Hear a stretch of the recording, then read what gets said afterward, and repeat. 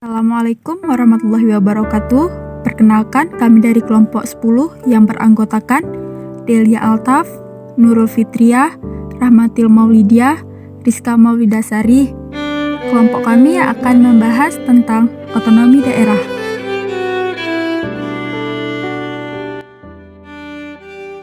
Otonomi daerah adalah kewenangan untuk mengatur sendiri kepentingan masyarakat atau kepentingan untuk membuat aturan guna mengurus daerahnya sendiri. Secara harfiah, otonomi daerah berasal dari kata otonomi dan daerah. Dalam bahasa Yunani, otonomi berasal dari kata autos dan nomos. Pelaksanaan otonomi daerah di Indonesia sudah diselenggarakan lebih dari 1 dasawarsa. Otonomi daerah untuk pertama kalinya mulai diberlakukan di Indonesia melalui Undang-Undang Nomor 22 Tahun 1999 tentang Pemerintahan Daerah, yang hingga saat ini telah mengalami beberapa kali perubahan.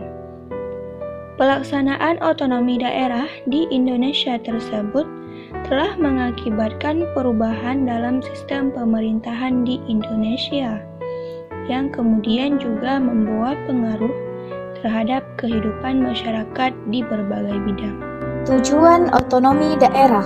Terdapat beberapa tujuan pemberian otonomi daerah, di antaranya: pertama, distribusi regional yang merata dan adil.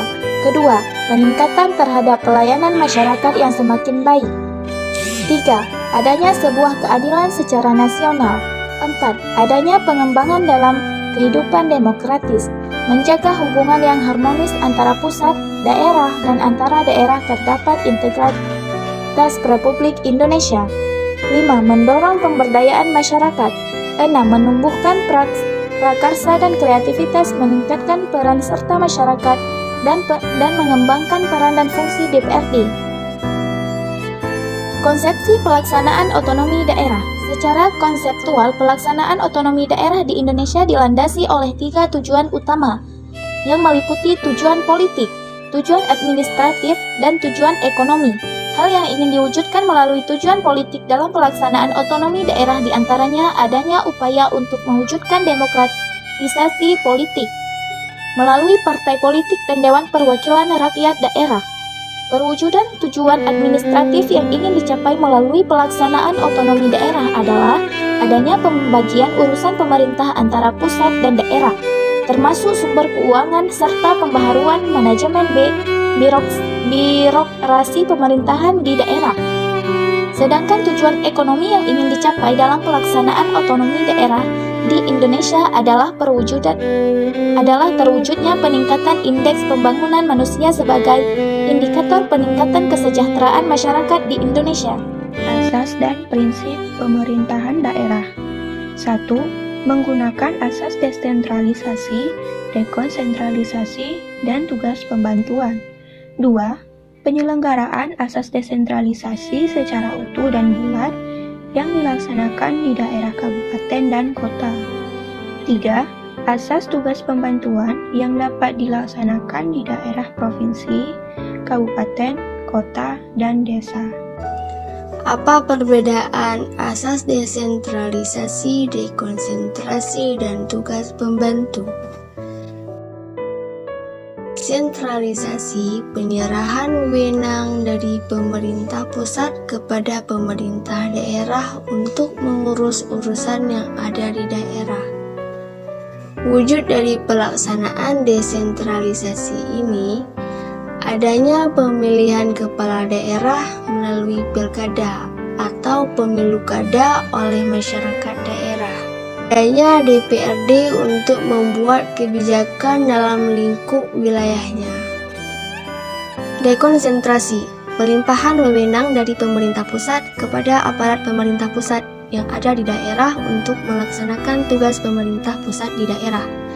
Dengan kata lain, dekonsentrasi adalah perpanjangan tangan pemerintah pusat di daerah.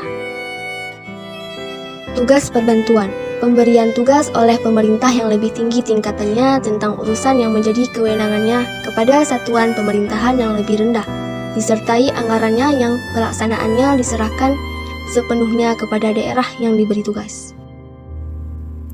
Hak daerah dalam menjalankan otonomi daerah. 1.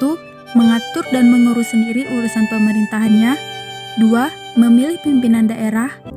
3. Mengelola aparatur daerah. 4. Mengelola kekayaan daerah. 5. Memungut pajak daerah dan retribusi daerah. 6. Mendapatkan bagi hasil dari pengelolaan sumber daya alam dan sumber daya lainnya yang berada di daerah. 7. Mendapatkan sumber-sumber pendapatan lain yang sah. 8. Mendapatkan hak lainnya yang diatur dalam peraturan perundang-undangan. Dalam menyelenggarakan otonomi, daerah mempunyai kewajiban seperti 1. Melindungi masyarakat, menjaga persatuan, kesatuan, dan kerukunan nasional, serta keutuhan negara kesatuan Republik Indonesia. 2. Meningkatkan kualitas kehidupan masyarakat. 3. Mengembangkan kehidupan demokrasi. 4. Mewujudkan keadilan dan pemerataan. Jadi kesimpulannya adalah dengan adanya otonomi daerah, maka setiap daerah akan diberi kebebasan dalam menyusun program dan mengajukannya untuk pemerintahan pusat. Hal ini akan sangat berdampak positif dan bisa memajukan daerah tersebut apabila orang atau badan yang menyusun memiliki kemampuan yang baik dalam merencanakan suatu program, serta memiliki analisis mengenai hal-hal apa saja yang akan terjadi di kemudian hari. Tetapi juga akan berdampak kurang baik apabila orang atau badan yang menyusun program tersebut kurang mengerti atau kurang mengetahui mengenai bagaimana cara menyusun perencanaan yang baik, serta analisis dampak yang akan terjadi. Sekian presentasi dari kelompok kami. Bila ada kesalahan kata, kami mohon maaf. Assalamualaikum warahmatullahi wabarakatuh.